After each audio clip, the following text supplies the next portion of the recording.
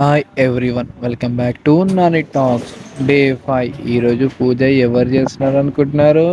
మన సుబ్బు, బ్యాండ్ వాళ్ళ సుబ్బు మన కోసం డిఫరెంట్ టైప్ ప్రసాదాలు తీసుకొచ్చాడంట.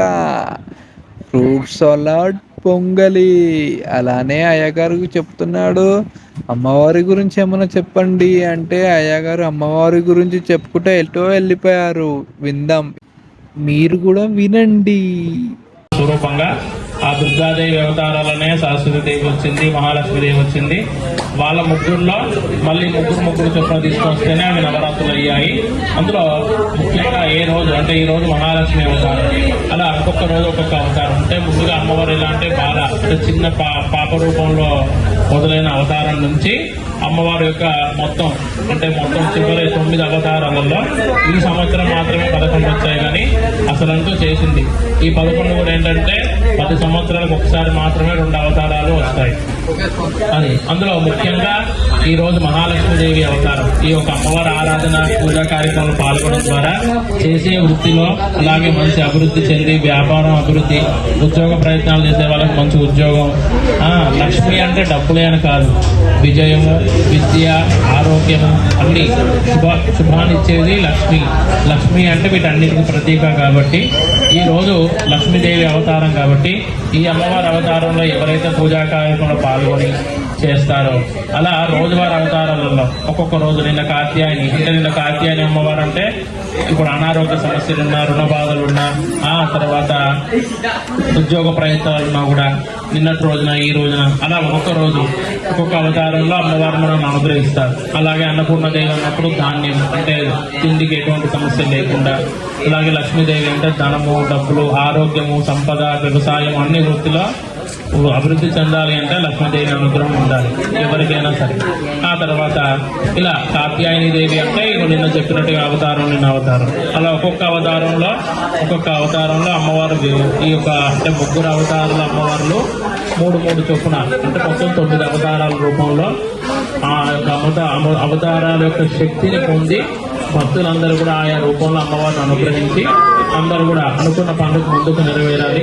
ఈ యొక్క అవతారాలు అంటే నవరాత్రులు మొత్తం కూడా దీక్షాపూర్వకంగా ఆరాధన చేయడం, అమ్మవారి పూజా కార్యక్రమంలో పాల్గొనడం ద్వారా మనం చేసుకున్న చెడు కర్మలు ఏవైతే ఉన్నాయో, గ్రహ దోషాలు ఏమన్నా అన్ని తొలగిపోయి అనుకున్న పనులు కూడా అమ్మవారి అనుగ్రహంతో అన్ని సమయానికి ముందుకు వెళ్ళి మంచి జరుగుతాయి. మనం నవరాత్రులు మొదలుపెట్టినది ఇంటి గురించి ప్రారంభం చేశాం. అప్పటి నుంచి ఇప్పటి కూడా అమ్మవారి అనుగ్రహంతో దిగ్విజయంగా ముందుకు వెళ్తున్నాయి.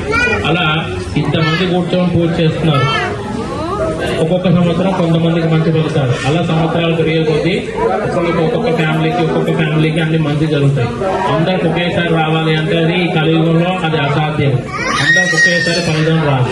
ఎందుకు అంటే గత జన్మలో వేసుకున్న కర్మ ఫలితం అనేది అది అందరూ అనుభవించాలి, మంచైనా చెడైనా.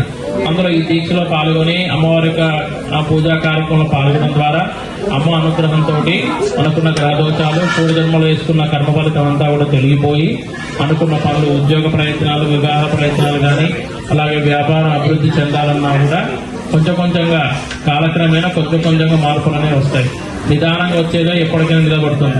ఇప్పుడు వచ్చింది ఇప్పుడే పోతుంది. అది ఎంత నిదానంగా వస్తే అంత ఎక్కువ కాలం ఉంటుంది. అంత అమ్మవారి ఆశీర్వచనాలు కూడా అంత ఎక్కువగా ఉంటాయి. పూజ చేస్తున్నాము అయినా మాకు ఫలితం రావట్లేదని ఎప్పుడు కూడా బాధపడద్దు. మానవ ప్రయత్నంలో తప్పులు లేకుండా మానవ ప్రయత్నం మనం చేస్తూ అమ్మవారిని ఆశ్రయించడం ద్వారా ఖచ్చితంగా ఫలితాలు వస్తాయి. ఫలితాలు వచ్చేటప్పుడు మనం ఉండాలి అంటే మనం ఇప్పటి నుంచే అంటే ఉద్యోగ ప్రయత్నాలు కావచ్చు, వ్యాపార ప్రయత్నాలు ఏమి చేసినా కూడా ఒడిదుడుకు అనేది సహజంగా అప్ అండ్ డౌన్ జరుగుతూ ఉంటాయి. కాబట్టి అమ్మవారి ఆశీర్వచనాలు తీసుకొని అమ్మవారి నమ్మకంతో చేసే పనుల్లో శ్రద్ధ, నమ్మకంతో చేయడం ద్వారా దానిలో మంచి అభివృద్ధి చెందుతారు. అనుకున్న పనులు కూడా నెరవేరుతాయి. కాబట్టి భక్తులందరూ కూడా మాకు ఇన్ని రోజులు పూజ చేసిన ఫలితం రావట్లేదని ఎప్పుడూ నిరాశ చేయొద్దు. కాబట్టి చేసే కొద్దీ కొంచెంగా మార్పులు వస్తాయి. ఎంత లేట్ అయితే అంత ఎక్కువ కాలం ఫలితం ఉంటుంది. సో చేసే పనులలో కొంచెం ఓపిక, సహనం జీవితానికి అంత ముఖ్యమైనది. ఓపిక, సహనం, ఓర్పు ఉంటేనే ఆ జీవితాన్ని నిలబడతాయి. ఏదైనా క్షణకావేశంలో నిర్ణయాలు తీసుకోవడం ద్వారా మనకు, మన కుటుంబ సభ్యుల్లో ఎన్నో సమస్యలు వస్తాయి. కొంతకాలం తర్వాత వెనక్కి తిరిగి చూసుకుంటే ఆ రోజు ఇలా సమస్యలు ఉన్నాము, ఇప్పుడు బయటపడ్డాము, ఆ రోజు ఓపిక సహనంగా లేకపోతే ఎంతో జరిగే నష్టమని మళ్ళీ తర్వాత బాధపడాల్సి వచ్చే అవకాశం అప్పుడు అన్ని తలుచుకుంటాం. కానీ అప్పుడు దాన్ని దాటుకొని ముందుకు వస్తే అనుకున్న పనులను కూడా అమ్మవారి అనుగ్రహంతో ఆశీర్వచనాలతో అందరికీ మంచి జరుగుతాయి. కాబట్టి అందరూ శ్రద్ధగా మనస్ఫూర్తిగా చేయాలి. అమ్మవారు ఎప్పుడు కూడా మనం మంచి చేసేటప్పుడు కూడా అమ్మవారి పరీక్ష పెడుతూనే ఉంటుంది.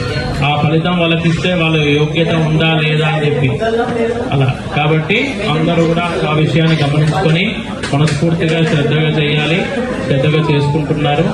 కానీ ఇంకా మనకు కొన్ని తెలిసి తెలియక కొన్ని తప్పులు జరుగుతున్నా కూడా మనకు అవన్నీ కూడా క్షమించి అమ్మవారి ఆశీర్వచనాలు కావాలని ప్రతిరోజు కూడా పూజా కార్యక్రమం పూజ అయిపోయిన తర్వాత అందుకని మీ యొక్క గోత్రము, ఇంటి పేరు, మీ పేరు చెప్పుకొని, అలాగే మీ కుటుంబ సభ్యుల పేరు చెప్పుకొని మీ మనసులో కోరిక ఏదైతే చేసుకుంటున్నారో అలా చెప్పుకొని అమ్మవారు నమస్కారం చేసుకోవడం ద్వారా ఈ పర్వదినాల్లో అమ్మవారు పూజ చేయడం ద్వారా ఆ సంకల్పాలు నెరవేరుతాయి. కాబట్టి భక్తులందరూ కూడా ఈ విషయాలన్నీ గమనించుకొని శ్రద్ధగా మనస్ఫూర్తిగా పూజ చేసుకోవడం ద్వారా అమ్మ ఆశీర్వచనాలు ఉంటాయి. జై బోలా మహాలక్ష్మి మాతాకి, జై బోలో దుర్గా మాతాకి. Thank you from watching. Like, subscribe మర్చిపోకండి, చెయ్యండి. ఏంటి అనుకోకండి, సబ్స్క్రైబ్ చేయండి.